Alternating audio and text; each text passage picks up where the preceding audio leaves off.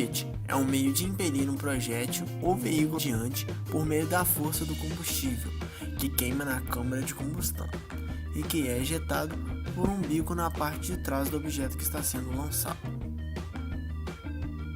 No uso atual, o motor de foguete difere do motor a jato, na medida em que o primeiro carrega o oxigênio e o a jato baseia-se na sucção do ar externo. Jatos são mais facilmente controláveis, mas foguetes são mais rápidos e podem operar em ambientes sem ar, como no espaço.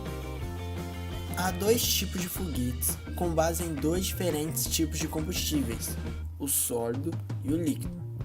Os primeiros foguetes de combustíveis sólidos eram projéteis obtidos pela explosão da pólvora, usados como fogos de artifício ou as armas pelos chineses, isso em 1232.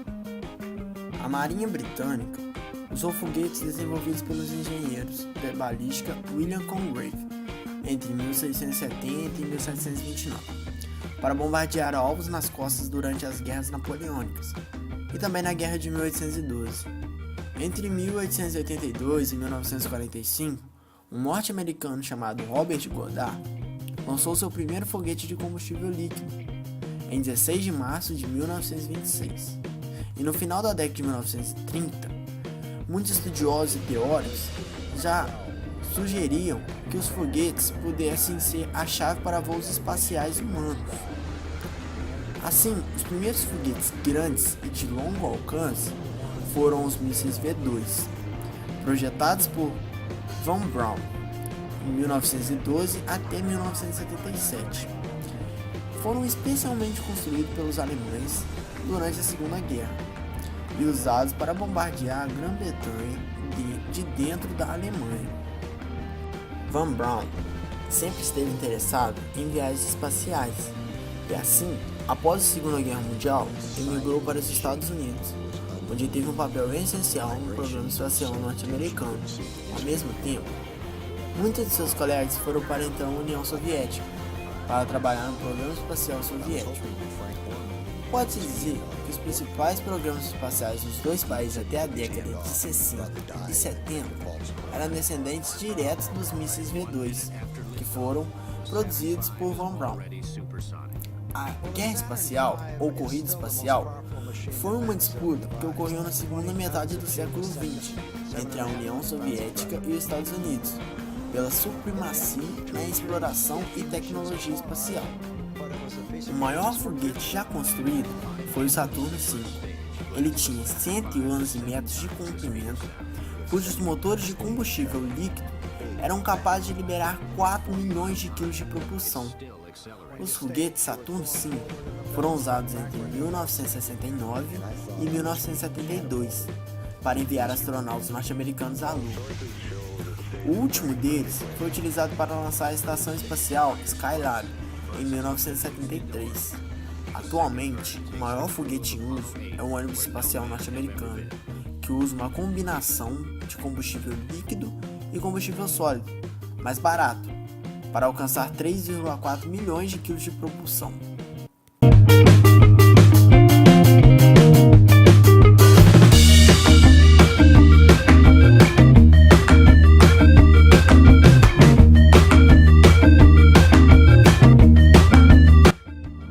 Princípio de funcionamento do motor. Para manter o foguete se movendo, é preciso ejetar um elevado número de massa gasosa em alta velocidade. Assim, pela terceira lei de Newton, a força de reação aponta para cima e o foguete se move. Pode ser feita uma comparação ao analisar o movimento de uma bexiga cheia de ar, quando aberta, em que, devido à saída do ar, a bexiga se move.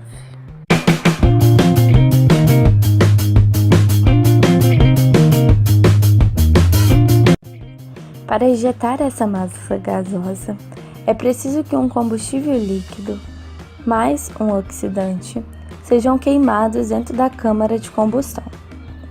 Os gases resultantes dessa combustão seguem então para a câmara de empuxo, também chamada de bocal. Para simplificar, O foguete será representado apenas como um cilindro cheio dos gases da combustão.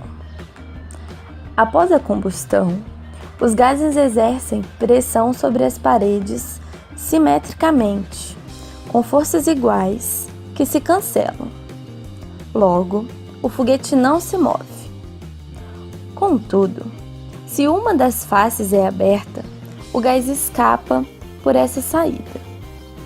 Pela diferença de pressão entre o ambiente externo e o fim do bocal, surge uma força. E essa força é o que chamamos de impulso, que move o foguete. Após atingir uma velocidade muito alta, a pressão dentro da câmara de combustão e no bocal também é alta, o que gera muita diferença de pressão, pois o foguete estará no espaço, praticamente no vácuo. E é isso que faz com que o impulso nos foguetes seja tão grande. O bocal é o responsável por aumentar a velocidade de saída dos gases, aumentando também a força que o impulsiona. Nos foguetes, esses bocais são chamados de bocais convergentes divergentes, ou bocal de Laval. Nele, o gás proveniente da câmara de combustão, fluxo subsônico, é transformado em um fluxo supersônico, uma vez que a pressão é aumentada devido à geometria do bocal. É importante lembrar que, antes de entrar na câmara de combustão, o combustível líquido percorre toda a superfície do bocal, o que ajuda a diminuir a temperatura e economizar energia. Para injetar ambos os reagentes, são utilizadas duas bombas, uma para o combustível e outra para o oxidante. E ambas estão ligadas em uma turbina, também chamada de turbobomba. Um gerador de gás produz gás quente para rodar essa turbina. Esse gerador de gás funcionará com os mesmos reagentes da câmara de combustão. E os gases de exaustão serão misturados no final do processo. Esse tipo de motor produz um impulso específico muito alto. Pode ser reiniciado e ainda possui controle quanto à sua potência, uma vez que as bombas dos reagentes podem ser controladas. São, então, os foguetes mais potentes e versáteis existentes.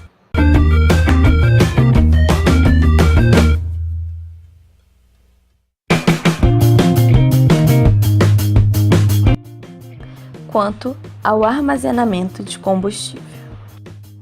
Tanto o propelente quanto o oxidante são armazenados em dois grandes tanques. Porém, geralmente para o lançamento desses foguetes, um propelente sólido é utilizado para auxiliar o motor do foguete no primeiro arranque.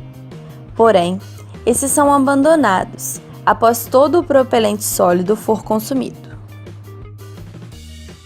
Para pôr algo em órbita, até mesmo o peso do motor principal pode ser abandonado, para reduzir o peso e para que possa colocar o objeto na órbita desejada.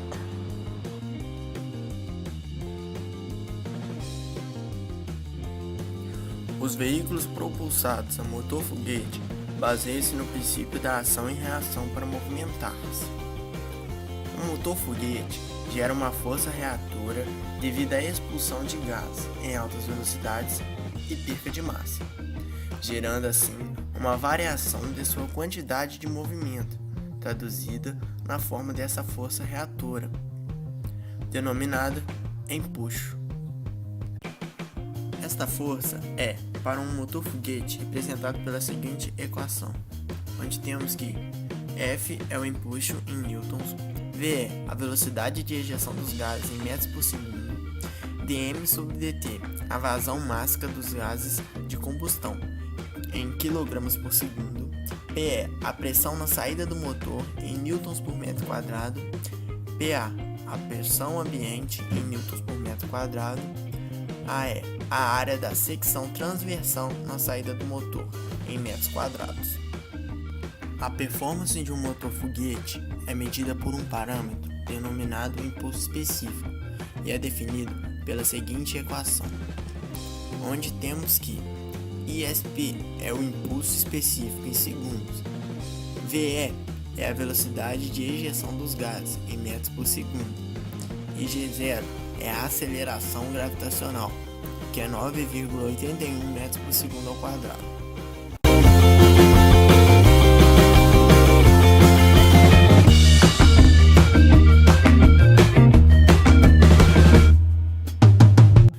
Baseado no princípio da conservação da quantidade de movimento, a equação da velocidade de um veículo propulsado a motor foguete, livre de qualquer ação da força externa, arrasto aerodinâmico ou forças gravitacionais, é representado pela equação acima, onde temos que V é a velocidade do veículo em metros por segundo, M0 a massa inicial do veículo em quilogramas, MF a massa final do veículo em quilogramas e VE a velocidade de ejeção dos gases em metros por segundo. Ln é o logaritmo natural. Outro parâmetro importante neste estudo é o impulso total fornecido por um motor foguete.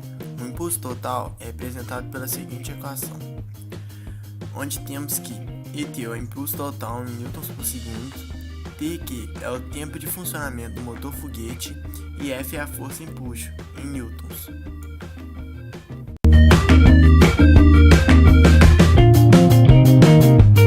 Das variações relacionadas às dimensões do motor. O volume da câmara de combustão, ao ser variado, pode aumentar ou diminuir a pressão da câmara de combustão. Se a pressão aumenta, a temperatura dos gases também aumenta, assim como a temperatura dos propelentes e a taxa de combustão do propelente, o que aumentará o fluxo de massa gasosa. Uma diminuição da área de estrangulamento do bocal causa um aumento na pressão da câmara de combustão, o que aumenta a temperatura dos gases e também a dos propelentes, e a taxa de combustão do propelente, o que também aumentará o fluxo de massa gasosa. Ou seja, um fator não pode existir sem o outro.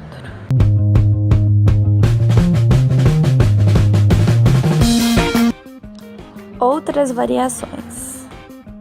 Diminuindo a taxa de queima do propelente, a pressão na câmara de combustão também será menor, diminuindo a temperatura dos gases, dos propelentes e reduzindo também o fluxo de massa gasosa. Variações na taxa do oxidante também produziria efeito semelhante. Um aumento na temperatura do propelente durante a combustão aumentaria a temperatura dos gases, a pressão dentro da câmara de combustão, a taxa de combustão do propelente e o fluxo de massa gasosa. A pressão externa não possui relações diretas com os outros itens citados, mas sim indiretamente. Esses motores devem ser projetados para possuírem eficiência máxima durante o funcionamento em uma altitude pré-determinada.